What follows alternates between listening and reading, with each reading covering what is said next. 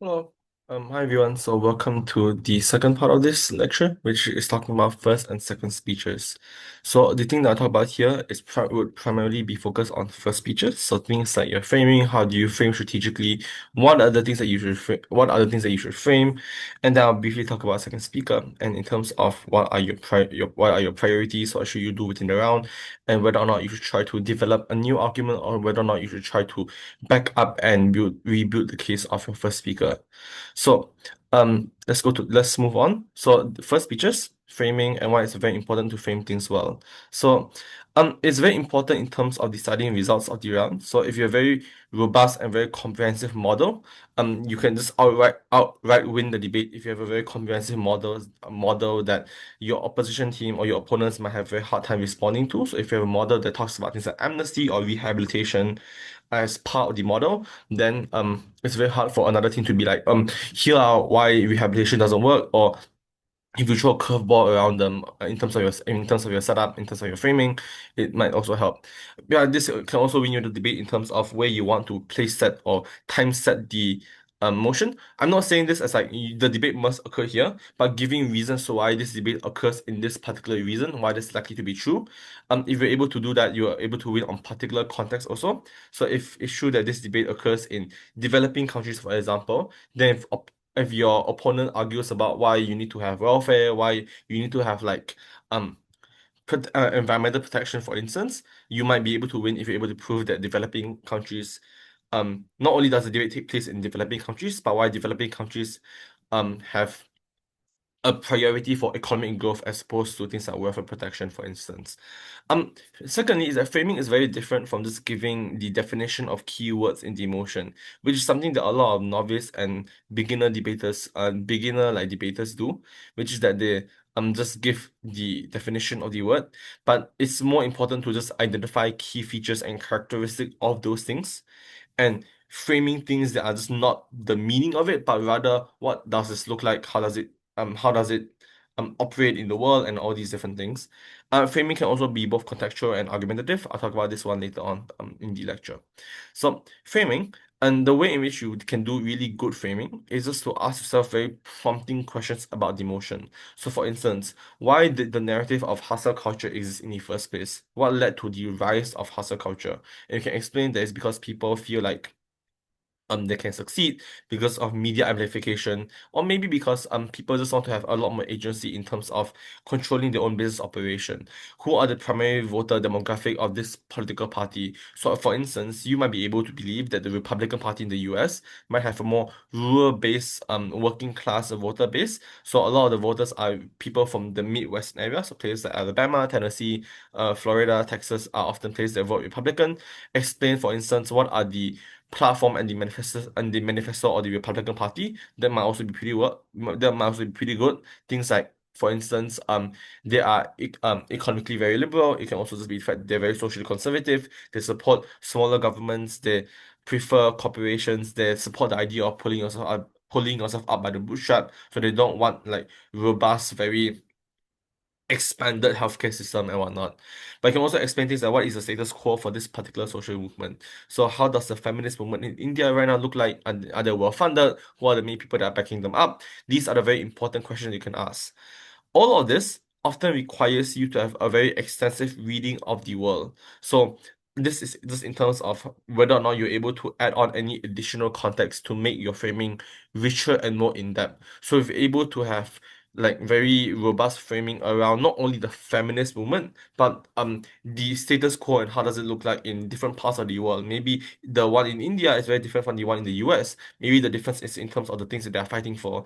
Maybe the difference is in terms of their social attitudes towards things like marriage, their social attitudes towards accommodating men. So maybe the ones in the West are a lot more liberal. Maybe the ones in a lot of developing Asian countries are more conservative or at least more traditionalist in how they want to approach feminism. So all of this would benefit from you being a lot more specific. So one very important thing to note in framing is that you also have to be very specific and very illustrative. So don't give very vague framing about these things. So don't just say that the Republican Party is conservative, but explaining what are the kinds of conservative values and policies that they're championing.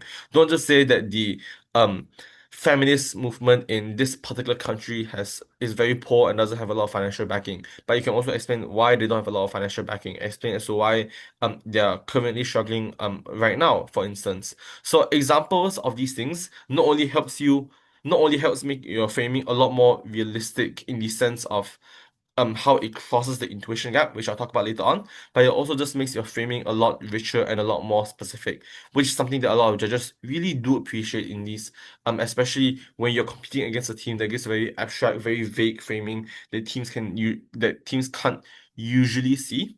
So I think it's very important to also just read up a bit more about the world, both what is happening contemporarily, but also what's happening, but also what has happened like historically, for instance. So it would be, important for you to just learn about the USSR, the Warsaw Pact, and all these different things. Learn about different narratives that exist back then, the first, the second, and the third wave feminism. All these different things are also pretty like nice. Um, so examples of these things can look like this. So how do post-conflict states really look like? This can be in the fact that they are very militarized. This can also be the fact that they are very fragile. So oftentimes these places have residual ethnic tension that exists and whatnot. What are the main interests of the CCP? Maybe they want to retain power. Maybe they want to expand their economic dominance over other countries via the BR initiative. So again, what are the main interests? And you see this in a lot of debates about this house believe that X is in the main interest of Y actor, or this house as uh, an actor would do this particular policy, which often focus on what are the main interests of that particular actor. Certain norms and the way that they're popularized, this is very popular in narrative debates. So in any debate surrounding narratives of things like hustle culture or narratives of forgiveness, forgiveness is required for redemption, or a narrative of things like honesty is the best policy. The way in which they're popularized and the reasons why they're popularized. So these can be more general narrative. So a narrative of like honesty is the best policy, or a narrative of platonic friends are more important than romantic relationships. These are more general ones, but these can also be more contemporary ones. So things like hustle culture is pretty new.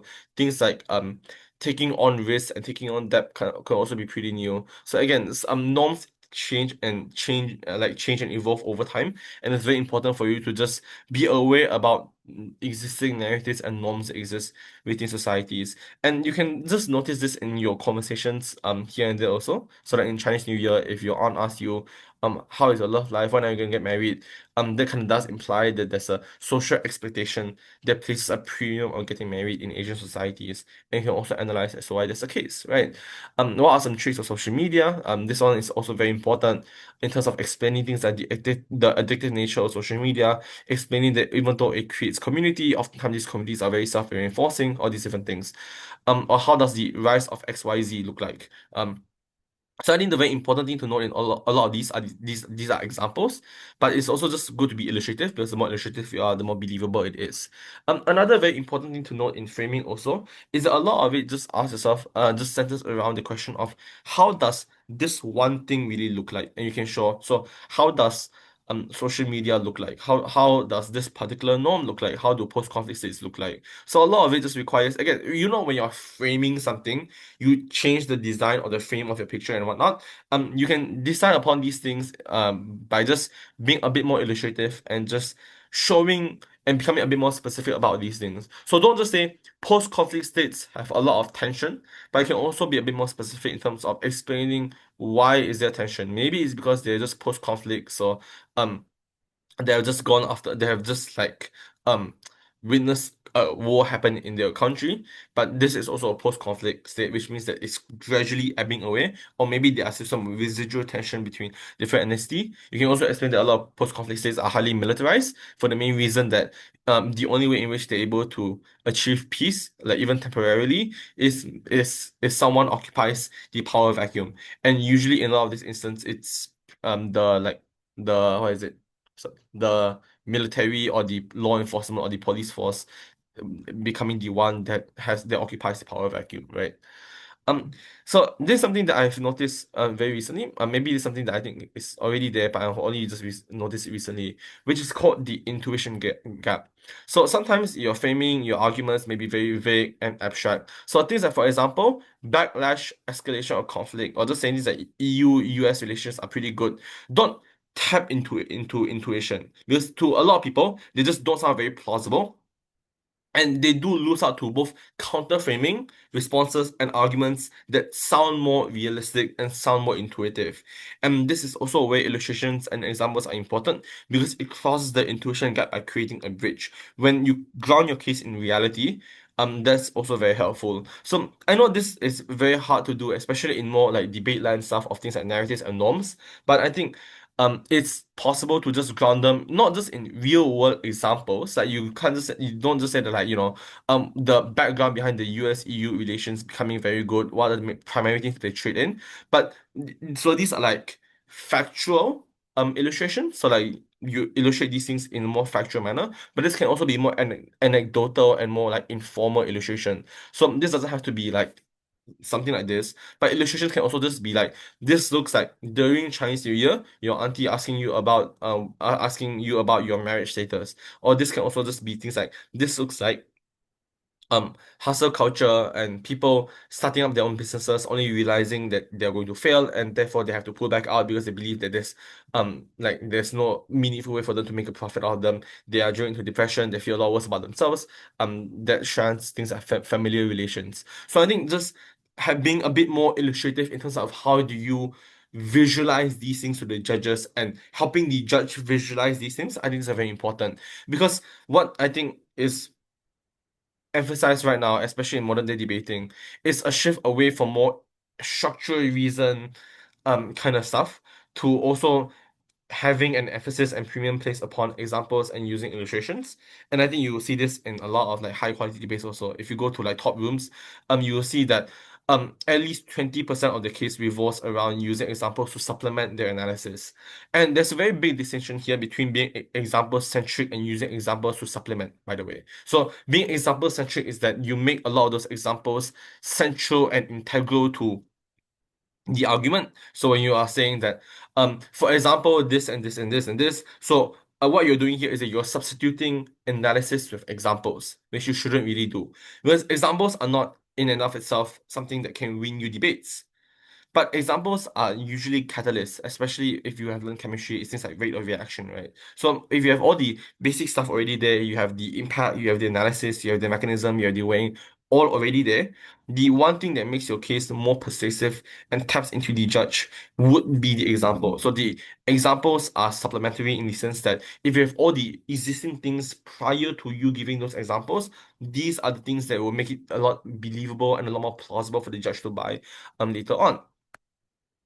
Um, the next thing is about gut or vibe check. Sometimes during prep time, it's also just very important to help run your framing through with your teammates to see if it sounds intuitive. If it does, just make sure that it is executed in a particular manner. If it doesn't, you then also have to prove the truth of your framing, such as, for example, why would X actor do this well, the historical development of XY trait relation, etc., that proves your characterization as correct. Once your framing passes the gut check, you need to be prepared to define it analytically if it is challenged. And this one is very important, especially moving down your second and your third speaker, where inevitably your characterization and your framing, when they are challenged, you have to defend them in more analytical manner. So in here, when plausibility is symmetric, so when both teams give equally plausible framing, and this is done through things like illustration also, then it's up to the duty or the second and the third speaker to defend that characterization in more analytical manner.